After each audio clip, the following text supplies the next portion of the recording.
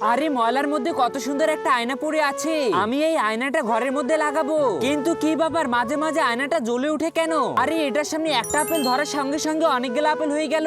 এবার আইফোন দিয়ে একটা ছবি তুলি। আরে কি ব্যাপার, একটা আইফোন থেকে তো অনেকগুলো আইফোন বের হচ্ছে। আর মানে এটার মধ্যে টাকা ধরলে অনেকগুলো টাকা বের হবে। আরে এখন তো আমার অনেকগুলো টাকা হয়ে গেছে, আর আমাকে পুরো প্রিন্সেসের মতো দেখতে লাগছে।